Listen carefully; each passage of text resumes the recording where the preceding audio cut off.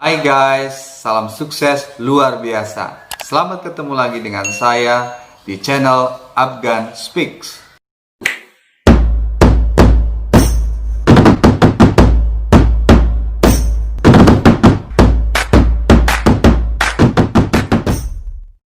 Hai Sobat Afgan yang saya hormati, kembali ke channel saya dan kali ini saya akan membahas mengenai perspektif pajak yang saya ambil dari rubrik di Bisnis Indonesia tahun 2019. Dan kali ini saya akan mengangkat satu tema yang dibawakan oleh Pak Bawono Kristiaji, yaitu Head of DDTC Fiscal Research, dengan judul Antara Penurunan Tarif dan Kepastian. Pemerintah berencana menurunkan tarif pajak penghasilan PPh Badan dari 25% ke 20%. Dan saat video ini dibuat, tarif tersebut telah turun dalam Perpu dan Undang-Undang Nomor 2 Tahun 2020 menjadi 22%. Gagasan tersebut semakin santer di tengah upaya mendorong daya saing melalui instrumen fiskal. Menurut Menteri Keuangan, pelaksanaannya dilakukan bertahap dan belum menjadi agenda tahun depan. Selagi menunggu, kita perlu mengajukan pertanyaan reflektif, apakah penurunan tarif PPh Badan adalah sesuatu yang benar-benar dibutuhkan? Adakah elemen lain yang lebih urgent daripada sekedar menurunkan tarif? Bagi Indonesia, penurunan tarif PPh Badan ini menciptakan dilema. Di satu sisi, tren kompetisi pajak melalui pengurangan tarif PPh Badan memang nyata-nyata terjadi. Saat ini tarif PPh kita di atas rata-rata dunia dan ASEAN. Dari perspektif itu, keleluasaan pemerintah mempertahankan tarif makin menipis. Tekanan tersebut hadir pada saat yang kurang pas, tatkala pemerintah gencar memobilisasi penerimaan pajak. Sebagai catatan, sekitar sepertiga dari PPh non-migas disumbangkan dari PPh Badan. Tanpa terobosan berarti ancaman stagnasi tax ratio akibat ini sudah di depan mata. Pengaruh tarif rendah terhadap investasi juga masih debatable. Ini diungkapkan oleh Mois dan Saito di tahun 1995. Pertimbangan investor tentu bukan hanya soal tarif resmi yang tertera dalam Undang-Undang PPh, tapi juga bagaimana beban tarif pajak efektif beserta faktor non-pajak lainnya.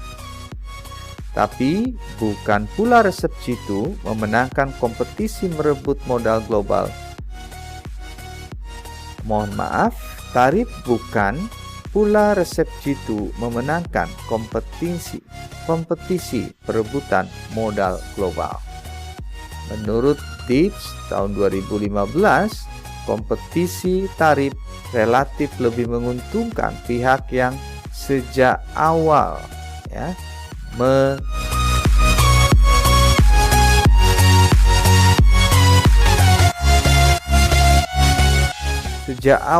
memotong pajaknya dengan tarif yang rendah.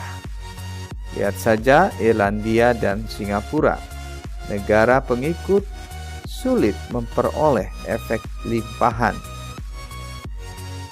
Hubungannya dengan kepatuhan juga belum jelas.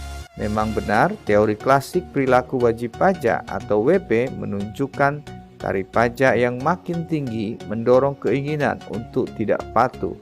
Demikian diungkapkan oleh Allingham dan Sadmo di tahun 1972. Namun secara empiris hasilnya masih ambigu. Yang pasti, penurunan tarif PPh Badan tanpa diiringi perluasan basis pajak cukup riskan bagi kita. Kemenq mengestimasi revenue foregone sebesar 87 triliun dari penurunan tarif ini, padahal target penerimaan terus meningkat. Akibatnya justru dapat memicu penegakan hukum secara agresif bagi WP yang sudah berada dalam sistem. Hal berikutnya masalah kepastian. Lantas, insentif apa yang lebih tepat dibanding penurunan tarif? IMF dan OECD tahun 2017 menyatakan kepastian bagi WP adalah komponen penting dalam investasi dan dapat berdampak signifikan bagi ekonomi. Kepastian juga menjadi katalis teks moral dan yang notabene faktor penentu kepatuhan sukarela. Kehadiran era transparansi, peningkatan sengketa pajak, proyek BEPS, perkembangan model bisnis hingga korupsi telah menciptakan ketidakpastian dalam sistem pajak. Sayangnya gelemahan itu kerap dikompensasikan melalui insentif dan penurunan tarif. Perilaku pemerintah sebenarnya bisa dipahami, mendorong daya saing relatif lebih terlihat dan mudah diubah secara instan melalui kebijakan yang bersifat relaksasi. Sedangkan upaya mewujudkan kepastian sistem pajak umumnya memerlukan waktu yang lebih lama menurut Pissarro tahun 2019. Alih-alih menurunkan tarif PPh badan, setidaknya ada 6 hal yang perlu dilakukan untuk mewujudkan kepastian. Apa saja itu? Pertama, penghormatan hak WP yang tercermin dalam undang-undang. Komite Pengawas Perpajakan sebagai tax ombudsman yang mewakili WP harus diperkuat. Yang kedua, komitmen mencegah dan menyelesaikan sengketa pajak dari hulu hingga hilir. Ini menurut Pak Darussalam tahun 2017. Ini mencakup penentuan target yang realistis, indikator penilaian kinerja yang tidak semata berbasis penerimaan, pemeriksaan berkualitas, kualifikasi sengketa di tingkat banding, ketersediaan alternatif sengketa, dan sebagainya. Ketiga, paradigma baru hubungan antara otoritas pajak dan wajib pajak yang saling menghormati dan setara, saling percaya, dan saling transparan. Dalam paradigma itu, WP yang transparan dan kooperatif bisa memperoleh kepastian terkait kewajiban perpajakannya menurut Brons-Jewska tahun 2016. Keempat, menerapkan Compliant Risk Management atau CRM secara konsisten.